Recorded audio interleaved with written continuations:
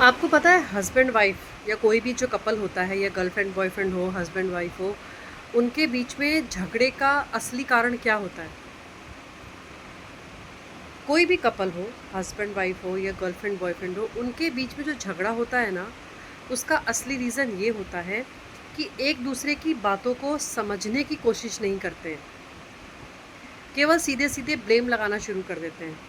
मान लीजिए किसी पार्टनर से कोई गलती हो गई है, किसी पार्टनर ने कुछ बोला, तो उसको बजाय प्यार से समझाने के ऊंची आवाज़ में बातें करने लगते हैं, चिल्ला चिल्ला के बातें करने लगते हैं। इससे क्या होता है कि जो सामने वाला शांत बैठा है, उसको भी फिर गुस्सा आने लगता है, और जब गुस्सा आएगा तो झगड़ा होगा।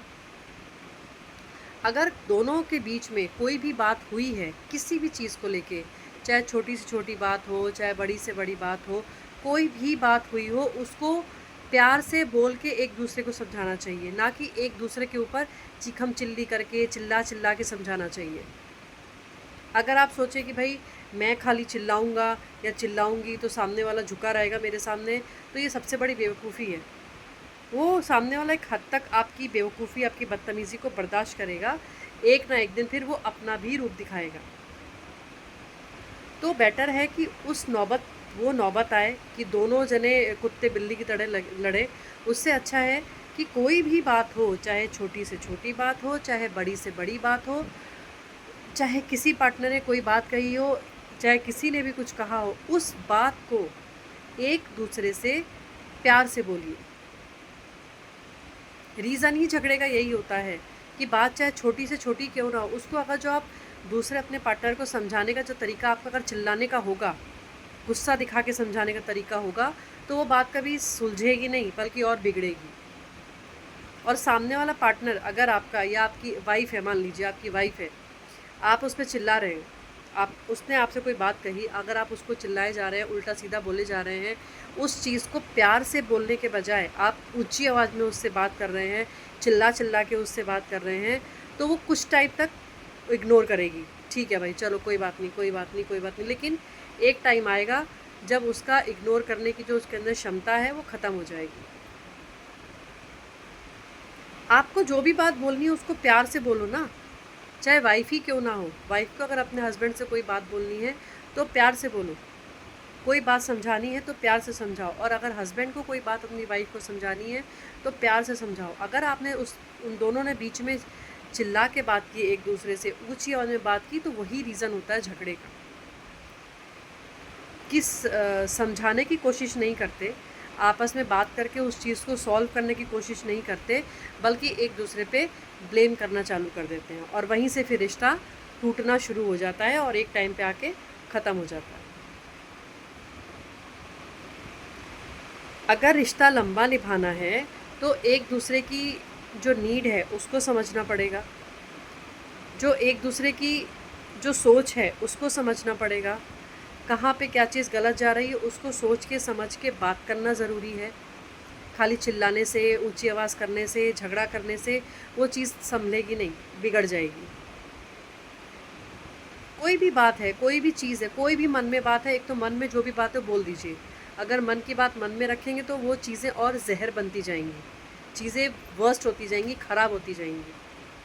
मन में कोई बात है बोल दो, प्यार से बोलो, लेकिन चिल्ला के एक दूसरे की इंसल्ट करके बोलने का कोई मतलब नहीं है। आप सोचें कि मैं चिल्ला के अगर बोलूँगा तो उसको मेरी बात समझ में आएगी, नहीं, ये सबसे बड़ी गलतफ़हमी है।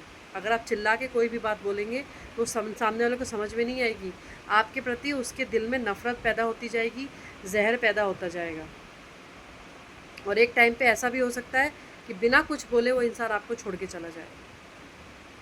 तो ऐसी नौबत ही क्यों आने देना। कोई भी बात है, कोई भी आपको बात बोलनी है, आपको ये चीज़ समझ में नहीं आ रही, आपको उसकी बात समझ में नहीं आ रही है, तो आप प्यार से बोलो ना, प्यार से बोलो, गले लगा के बोलो, उसको समझ में आएगा। बहस करने की ज़रूरत क्या है कि ज़रा सी कोई बाहरी की कोई व्यक्ति की भी बात हो, उस पर बहस करना चालू कर दो, क्या मतलब है। बहस करने से कुछ नहीं होना है। बहस करने से ये मत समझो कि मैं अगर बहस करूँगा या करूँगी तो सामने वाला मेरी बात सुन लेगा, समझ लेगा, वो मेरे अंडर में रहेगा। सबसे बड़ी बेवकूफ़ी है। बहस करने से वो आपके अंडर में नहीं रहेगा, किसी दिन आपके अंडर से ही बाहर निकल जाएगा या निकल जाएगी। इसलिए सुधर जाओ। चाहे कपल में आपकी वाइफ हो या आपका हस्बैंड हो, दोनों के लिए बोल रही हूँ। अगर चाहते हैं कि रिश्ता लंबा चले तो ज़रा तमीज़ से एक दूसरे के साथ रहो, एक दूसरे की बात को समझो, एक दूसरे की रिस्पेक्ट करो। बात चाहे छोटी से छोटी हो, चाहे बड़ी से बड़ी हो, उसको प्यार से बैठ के एक दूसरे से बातें करो। चिल्लम चिल्ली करना या बहस करना, इससे ये बिल्कुल मत सोचना कि मेरे बहस करने से, चिल्लाने से सामने वाला समझ जाएगा या सामने वाली समझ जाएगी। बिल्कुल नहीं होगा, चीज़ें ख़राब हो जाएंगी, ख़त्म ही हो जाएंगी।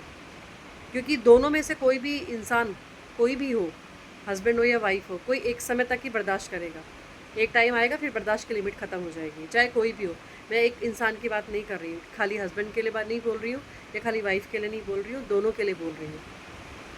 चाहते हो कि सुकून से आपकी ज़िंदगी चले, हंसी खुशी आपकी ज़िंदगी चले, एक दूसरे में प्यार बना रहे, तो अपने पार्टनर्स की बात को समझो। और सामने अगर आपके दूसरे पार्टनर को आपकी बात समझ में नहीं आ रही तो उसको प्यार से समझाओ, बजाय इसके कि आप बहस करें या चिल्लाएं उस पर।